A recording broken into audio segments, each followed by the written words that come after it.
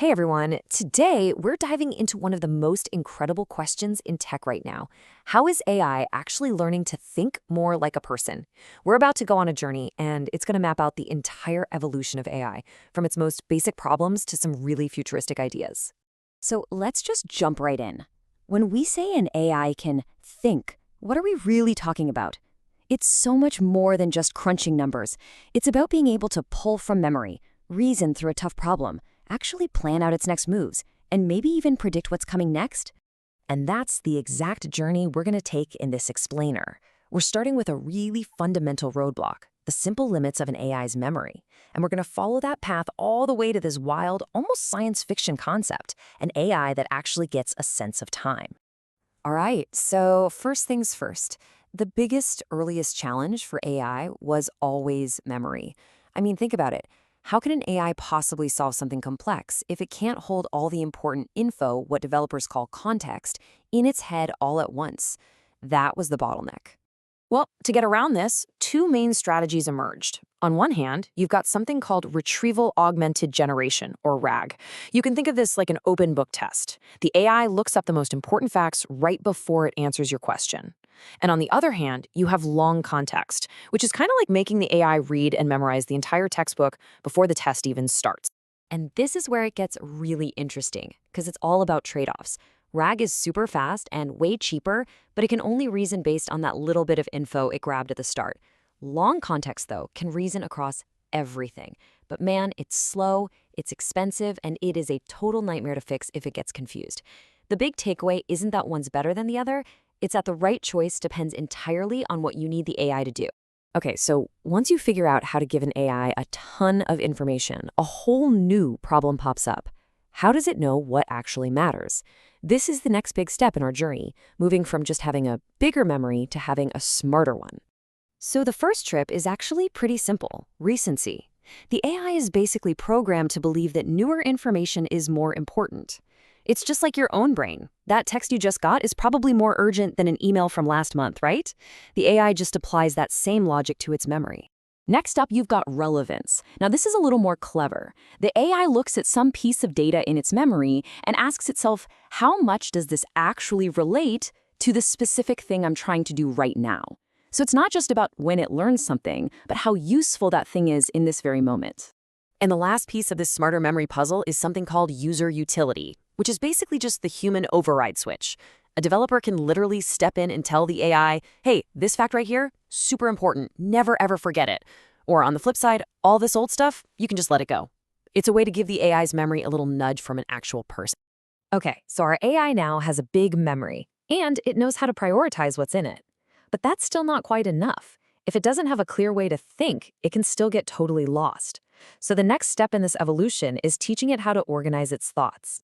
This quote from developer Michael Lanham just hits the nail on the head. We've all seen it, right? An AI that just gets stuck. It's thinking in circles. It'll start a task, completely forget what it was doing, and then just repeat the same mistakes over and over again without getting anywhere. The solution then is to crack open that black box.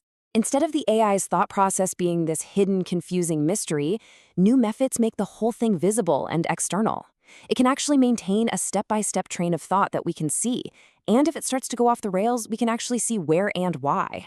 This leads to a super effective workflow that you can think of as having two parts, the planner/brain and the executor/hands. First, the AI acts like the brain, and it breaks down a huge, complex problem into a simple, logical plan.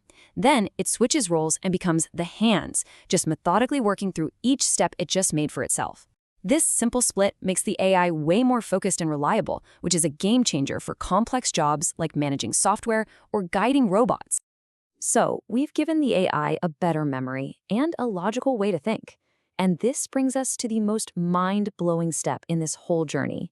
What if an AI could have more than just memory and logic? What if it could actually develop its own concept of time?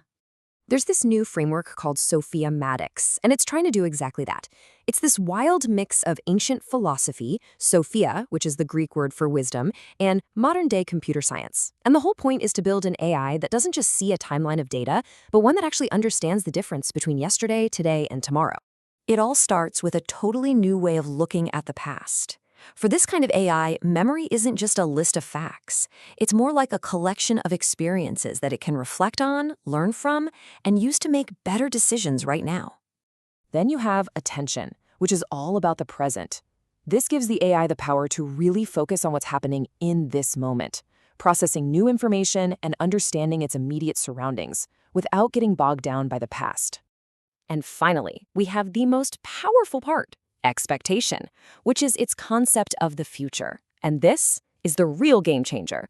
The AI stops just reacting to things as they happen and starts proactively anticipating what might happen next, imagining different future outcomes and spotting risks before they're even real. And listen, this isn't just a cool theory. The results are real. Check this out. AI systems that are built with this kind of time awareness are showing huge performance boosts. For something really tricky like predicting cyber attacks, these new models are crushing the old ones by up to 45%. And it makes perfect sense, right? They can look at past attacks, analyze what's happening on the network right now, and predict future threats, all at the same time. So, that was a whirlwind tour, I know. Let's just take a quick second to put all those pieces together and really look at the evolutionary path we've just covered. Let's trace this path one last time. We started with the basic problem of raw context, just how to get enough information into the AI. Then we leveled up to prioritized memory, teaching it to be smarter, not just bigger. From there, we gave it structured reasoning so it could organize its thoughts and stop getting stuck in loops. And all of that led us here, to the cutting edge, temporal cognition, giving AI a real sense of time.